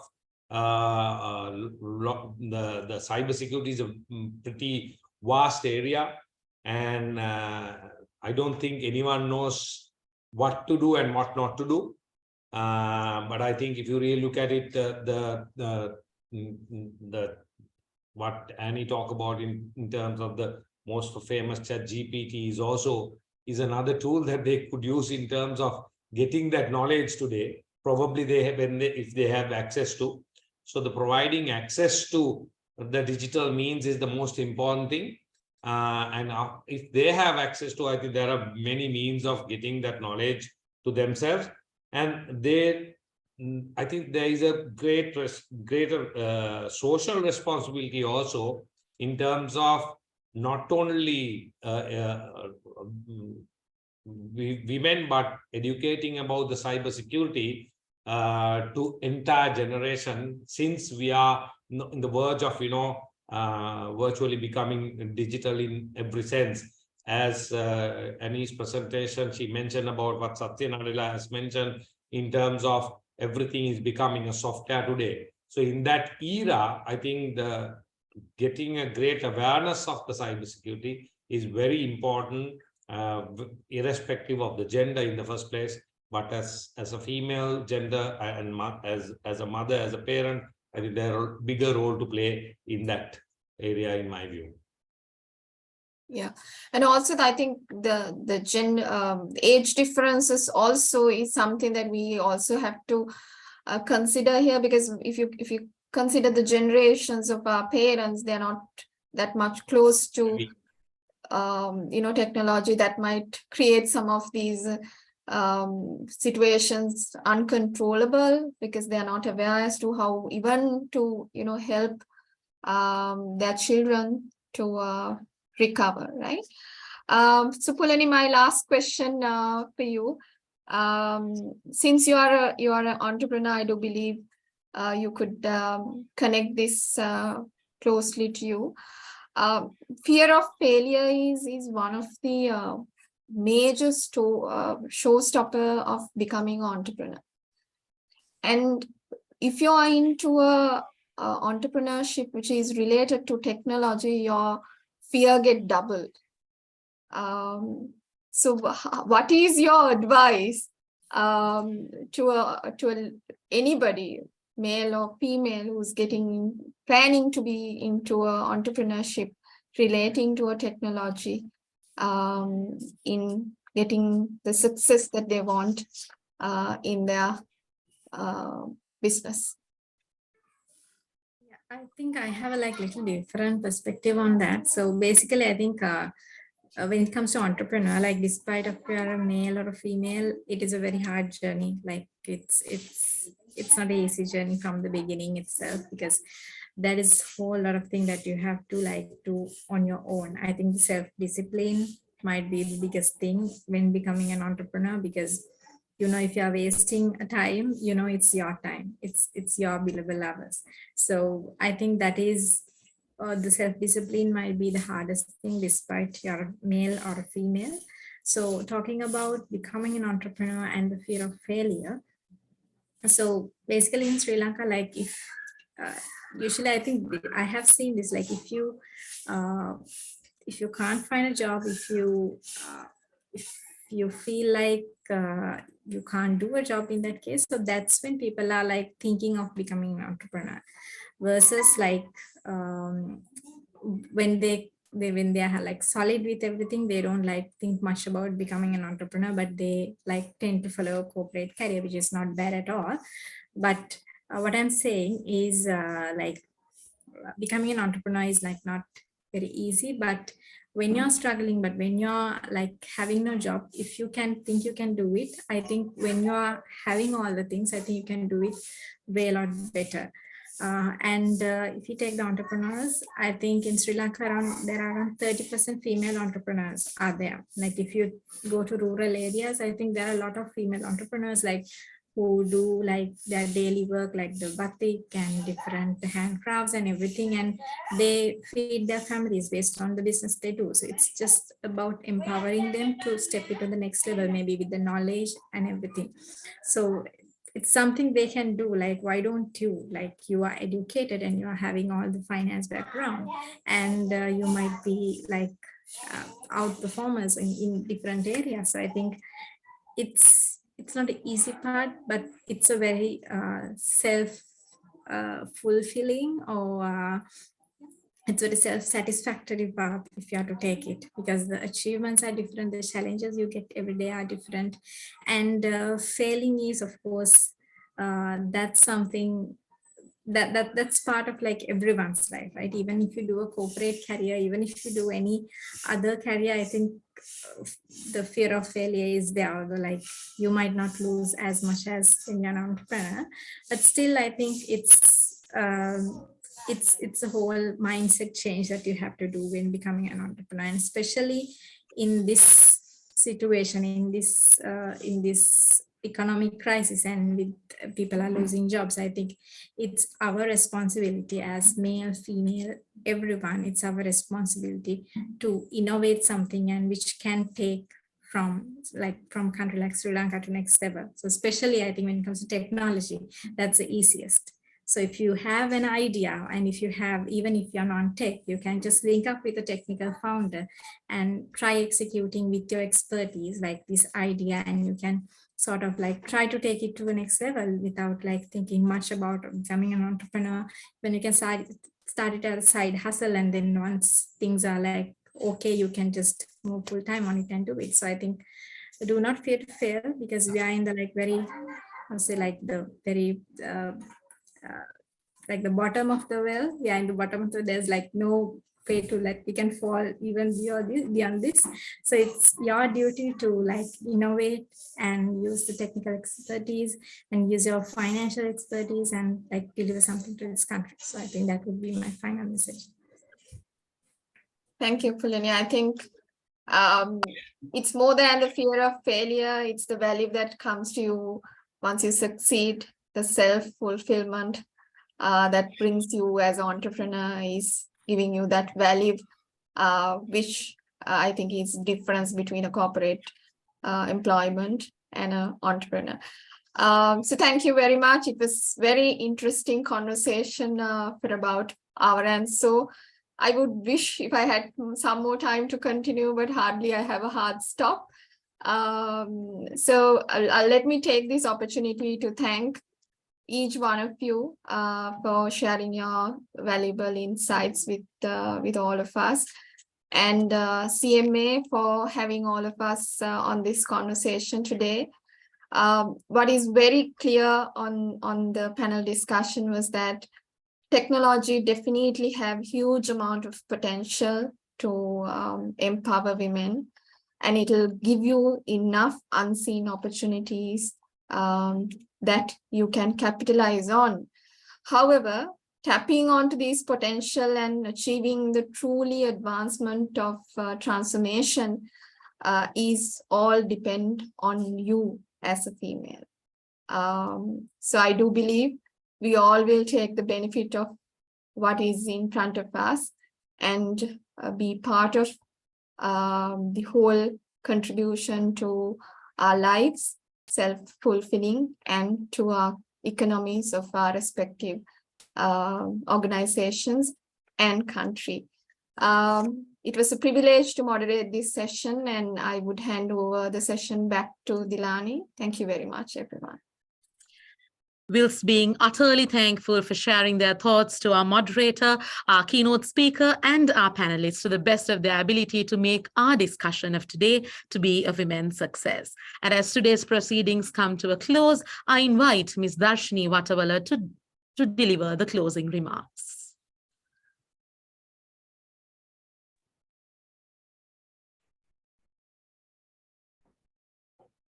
Ladies and gentlemen, so I think today was a very interesting and enjoyable discussion that we heard. I felt that I could actually relate to some things and learned actually some new things such as artificial intelligence and how unconscious bias can be embedded into it, and also the diverse views that came across in today's conversation. So I thank Annie for taking the time out of a busy schedule to be with us today and delivering the keynote presentation and also participating in the panel discussion. And thank you to Chamila for moderating the panel discussion. She did a great job as always. And of course, a big thank you to our panelists, Pulani, Dr. Chamin, and Conrad. Thank you for the valuable contribution that made the discussion interesting and thought-provoking. I also thank all of you for attending the program today and hope that the session was helpful to understand how innovation and technology can pave the way for gender equality. I also thank the President of CMA Sri Lanka for the support extended throughout for this event. And of course, a big thank you to the CMA Secretariat led by Shanti for working behind the scenes to make this event a success. Thank you, everyone, and a very good evening to all of you. Thank you, Ms. Darshini, and may I kindly request all our panelists, our keynote speaker, Ms. Darshini, and even Ms. Shamila Kure to switch on their videos for a second, just to capture a photo in memory to keep this event as a memory for CMA Sri Lanka.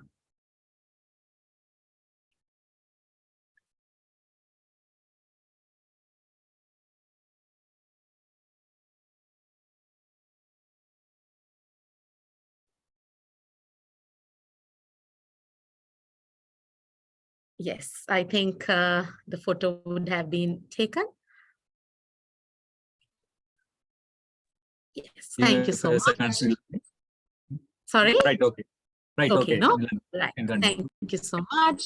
And that marks the end of the celebration of our day, the Women's Day 2023, though the importance of the lady figures in our life will continue to thrive.